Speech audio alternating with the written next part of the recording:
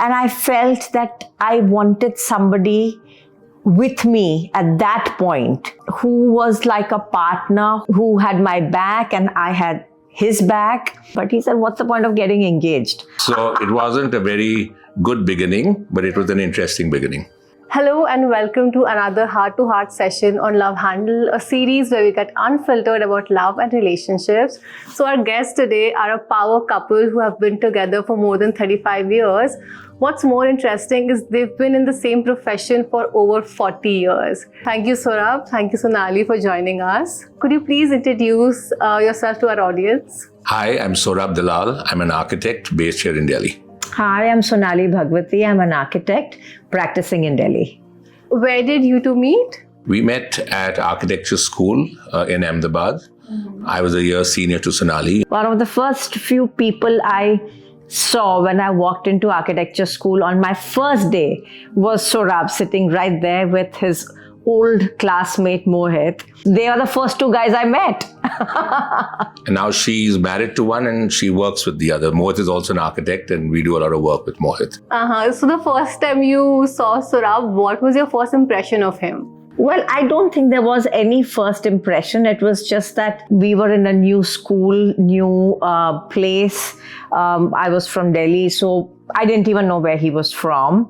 And we had just gotten into Sept, which was very different from any other school that was there at that time.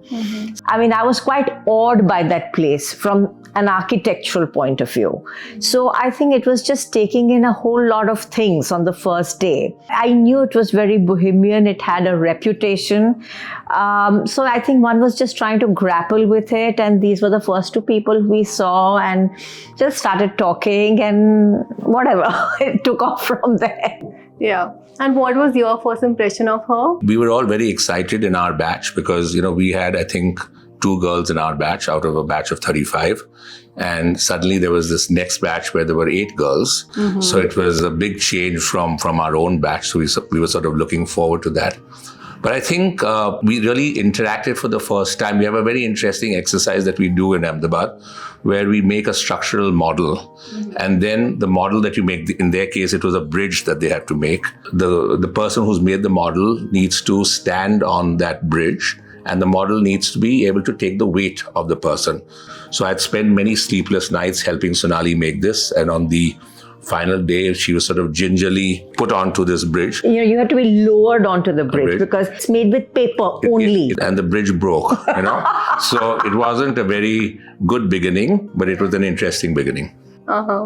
And from your first interaction, how did things turn into something serious or something romantic, I would say? No, I think we remained good friends and we were part of a group and we were obviously very good friends and we were very close to each other. And I think that's how it went on for quite a while, many years. I think also it helped that we were both from Delhi. So when we came back for our holidays, we would both come back to Delhi. And I think the other thing that helped was that both our parents, they didn't have any fixed ideas about relationships. For parents at that time, they were very cool. I think they were very forward thinking, both the families. So in fact, there was no pressure ever on us to get married. We decided that we should concentrate on our profession. So we actually eventually got married only about 3-4 years later. After we had graduated. No, we had known each other almost 10 years before we got married. Yeah. So you told me you were friends first. How did things change from friendship to being together? Well, I think, at a point in your life, you decide you need more than a friend. And I had met other people, I had met other girls, and I just felt that probably Sonali was the girl I wanted to spend the rest of my life with. So I don't think there was any particular incident or any particular point in time. It just evolved, really. I don't know whether there was any turning point for you. No, in fact, after I think I had just about graduated and we were working together, we were sort of thinking about, marriage or whatever, but not sort of in a very formal way. Right. And I was in the US and my parents were in Australia at that time. And my father had a heart attack there. And it was a very scary moment. And I felt that I wanted somebody with me at that point who was like a partner, who had my back and I had his back. And I think at that point I picked up the phone, called up Sohrab, and I told him, marry me. Okay, so that's what it was due to. Okay. So talking about that phone call, were you expecting any phone call? No, certainly not. And certainly not with that question. I mean, I was expecting a phone call, to talk about what had happened during the day or what had happened, but not that question. I mean, it took me a little bit by surprise, but as I said, that even by that point in time, the relationship had evolved. Somebody needed to pop the question. In this case, she did, and I don't think there was not much to think about. I think I was also fairly committed to the relationship at that time. So, I think it just sort of started, and it grew and grew and grew, and it was just like a natural process for us. He went away to Australia, I was in Paris. So we both went to different places. But I think when we came back, we were both sort of with each other. We both wanted to be with each other. And I think that sort of was a telling point, that even as one went out and came back, one wanted that relationship to continue and go forward. I think we both felt very comfortable with each other. The other great thing is that being from the same profession, whenever we traveled, we had very similar likes, like if we go out or when we travel overseas or even within our own country, we don't want to go to a nightclub. I mean, it has no excitement whatsoever for us.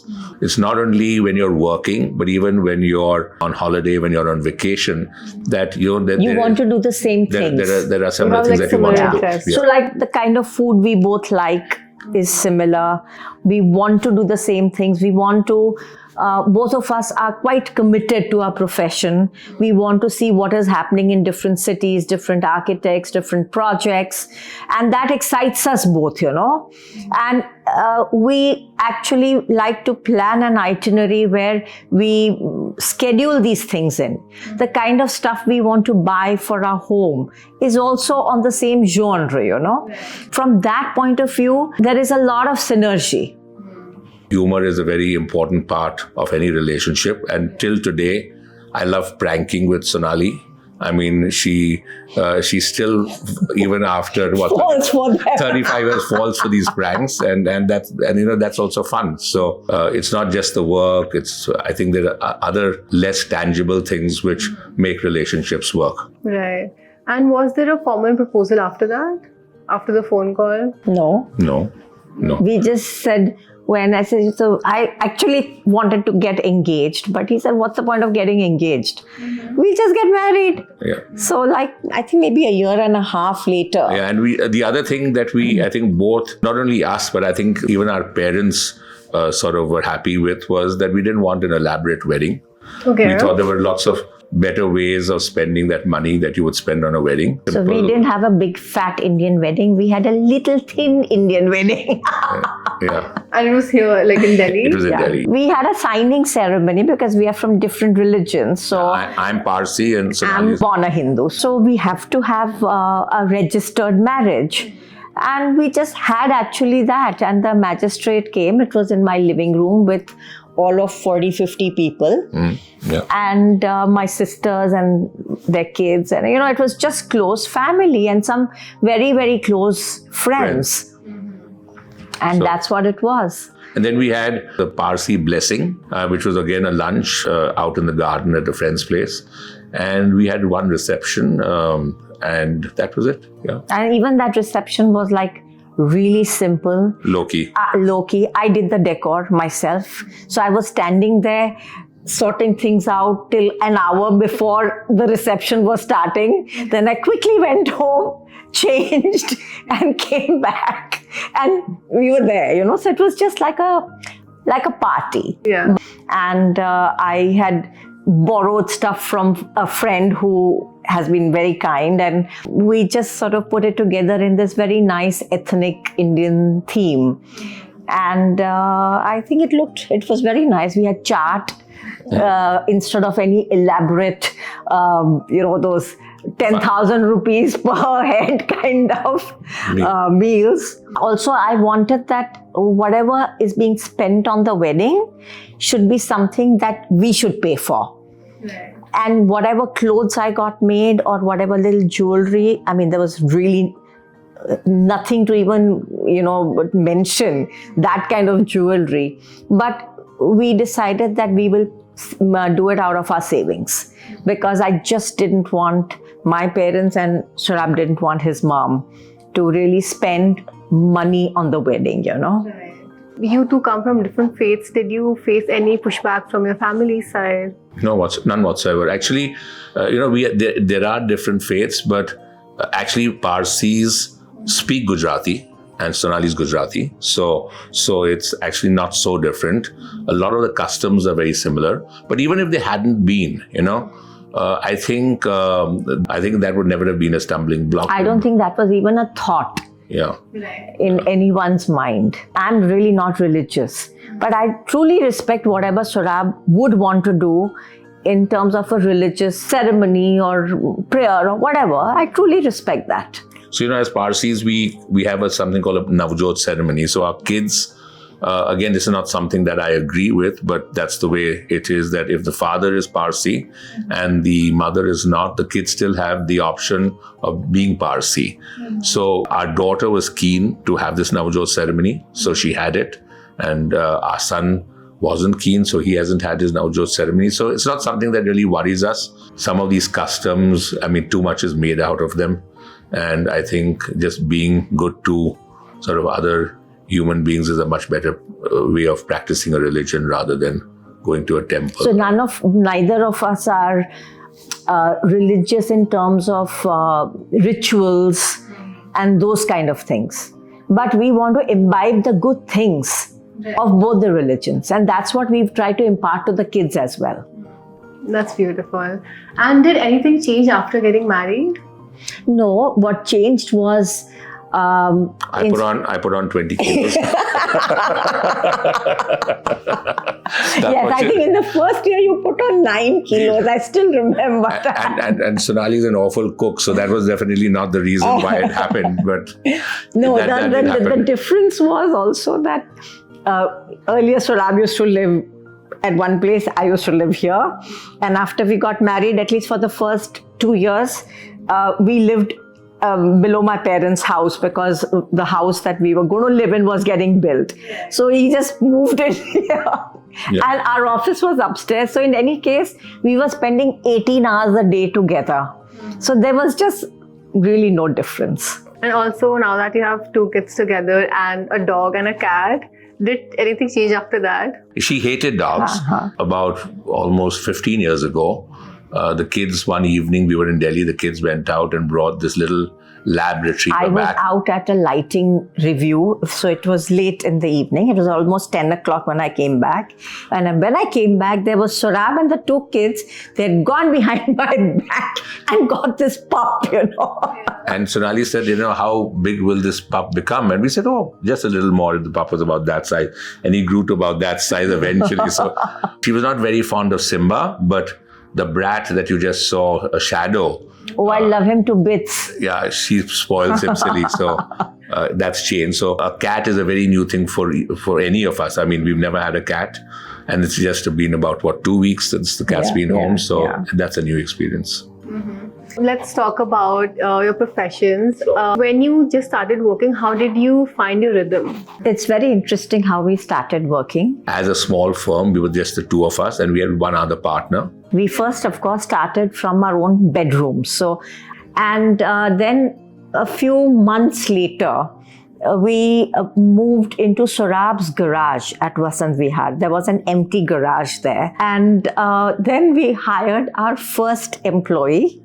And we realized that we don't actually have space for him because we had only 3 desks. So one of us had to be out of that place to make sure he could have a seat. Yeah, so we were playing musical chairs. Now, who's going to go out? You go for a site visit, or you go for something, or you go. Before we moved to my place in GK and set up a slightly bigger office, a bigger studio. I wanted to ask if working together was a conscious decision you made, or was it something that just happened? I don't think we thought otherwise. When we started our own firm, we've always been together. But we realized that Sonali was good at certain things. I was good at a few things. Khushru, who was our third partner, was good at things. So not only parts of a project, but also types of projects. If I hadn't been there or she hadn't been there, then that might have meant hiring somebody else, to be able to do some of the things. Or each of the practices would have been limited if we hadn't worked together. Sohrab would have been limited to what his core competency is, and I would have been limited to my core competency. But together, we complement each other and provide a much wider bandwidth of services. Which is an advantage. But in all our 35 years of professional life, we have worked on completely separate projects as two separate verticals. So while we run the firm together, we are two completely parallel verticals, Right. And and I think what works well also is that, if it's Sonali's project, we will definitely discuss the project. It's not that, it's her, so we don't even talk about it. So we'll talk about it. But if there's a difference of opinion, if it's her project, her word goes. If it's my project, then what I feel is correct will happen. Because, but as I said, it's great to be able to at least have a sounding board. It's very nice. You may be stuck with a certain aspect of the project. It's nice to get the other person's opinion at least. Whether you take it or not is a separate issue. I think it's a great way to really work. Then how do you maintain work-life balance? I think we're two very different people when it comes to that. Sonali very effectively cuts off work the minute she's home, She doesn't take phone calls most of the time. I mean, even when she's at work, she doesn't take phone calls, but she knows how to do that. I, on the other hand, if I have a problem, I keep on thinking about it all the time. So she has somehow managed this very well, where she's able to just sort of cut off things when she comes back home. I find that when I play golf a couple of times a week in the morning, I find that is a huge relaxation for me. And the course is also right next door, so it's very convenient. We both enjoy watching movies, so that's one way of sort of de-stressing also. So, and for me, a big de-stressing is working out. Yeah, it's like the best time of the day. So for him, it's golf. For me, it's workout. So there are a few things that you do together, and then few things that you have separate interests. Yeah. See, there are a lot of things that Sohrab's interests are different from mine, but the idea is that you cannot restrict the other person, because then at some point that person will feel, sort of constricted. So idea is that we need to be able to give that space to each other, but at the same time not lose the connection. Sonali wanted to do paragliding, was it? So she asked a couple of people. I'm terrified of heights. So I was certainly not going to go paragliding with her. But at the same time, I didn't want to stop her from doing this. I said, if you want to do it, you must do it. She asked a couple of friends. Nobody wanted to. So she eventually went to Billing for 3 days. By herself.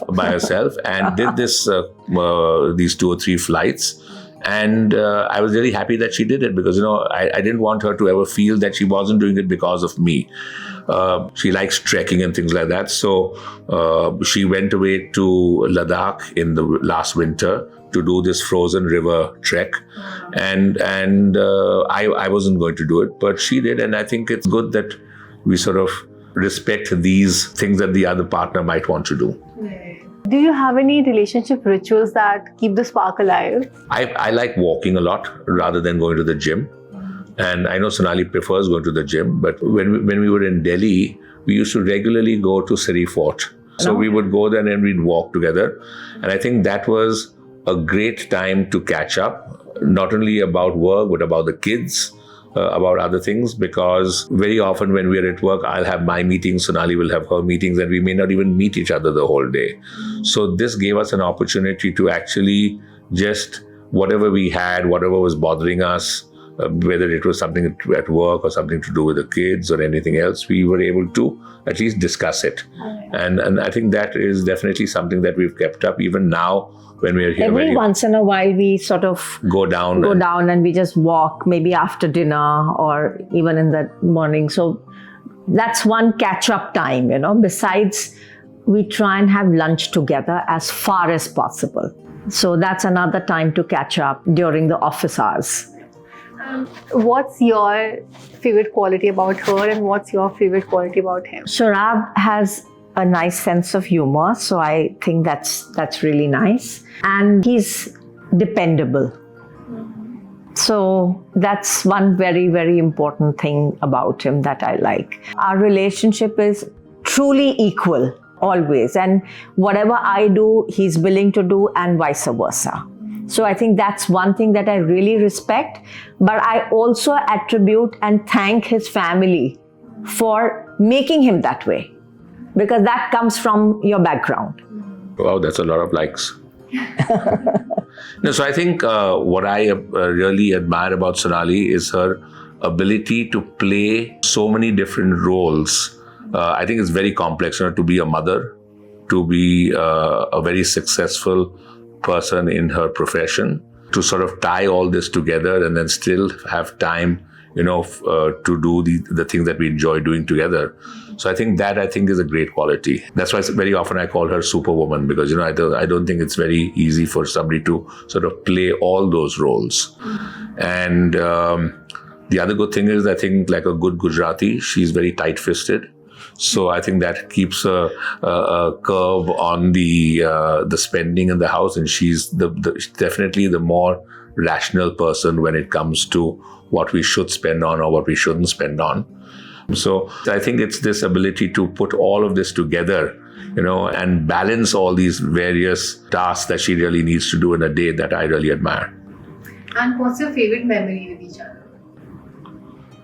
I think the Turkey. When we were in Turkey on a holiday, we were on the Blue Voyage, and there was this guy with us who was a historian, but who was also like a guide with us. He was very knowledgeable, extremely informative about everything. He was a coffee cup reader.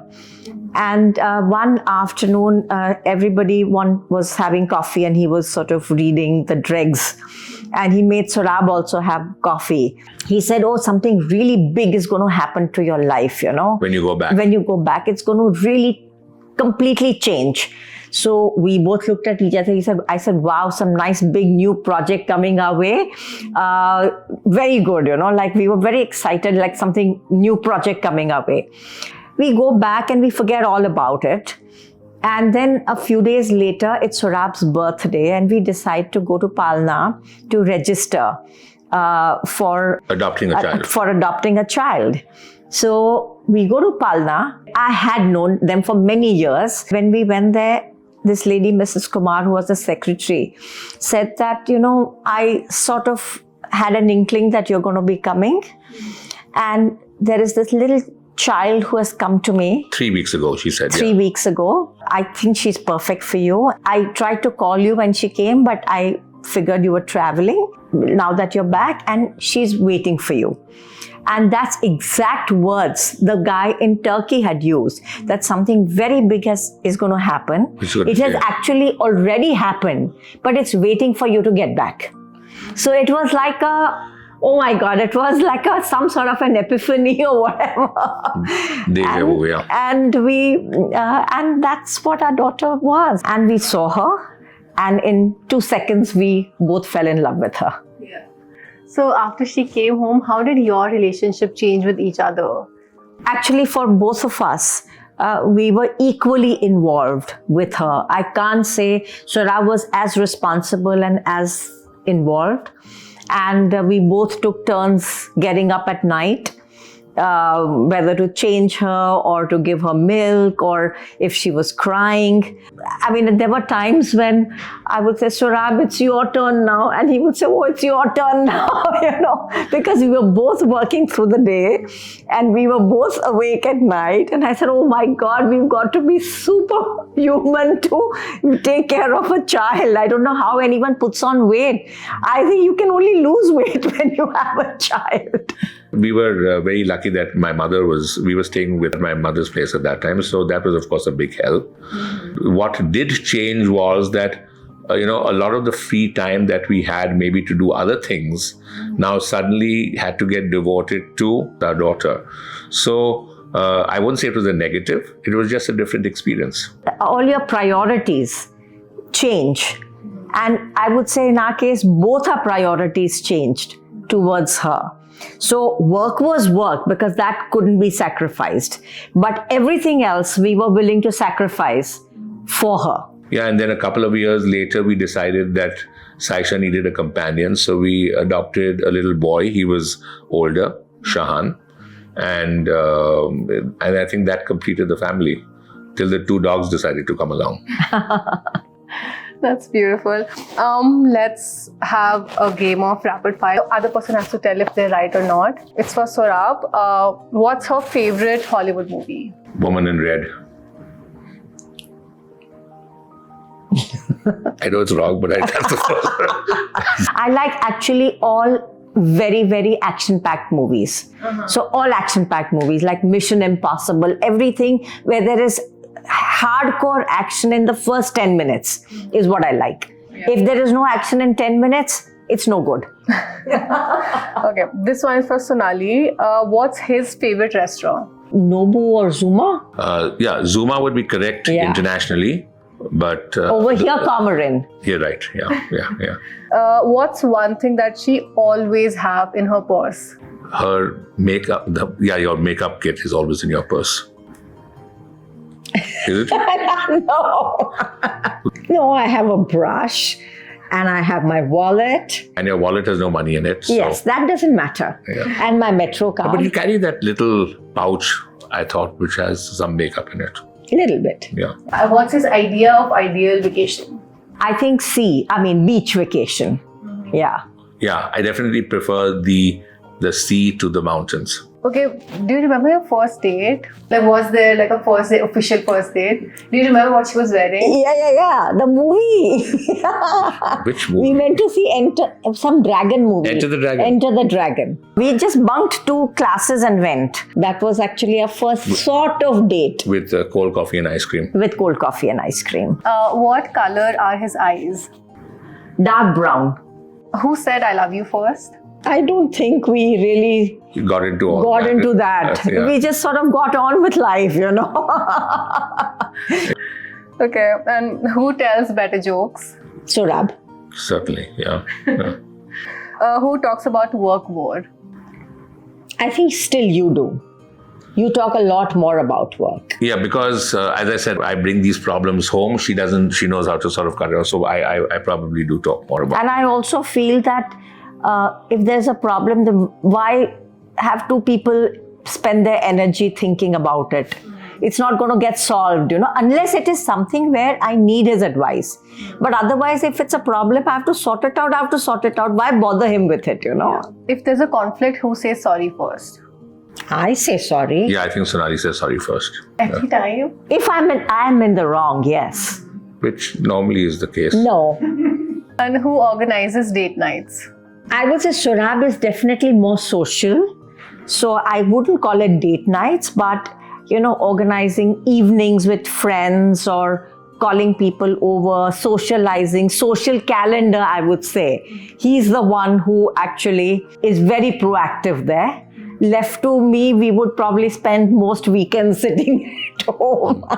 Yeah. But he's very proactive and very social. And who's the more organized one? Sohrab. Definitely, yeah.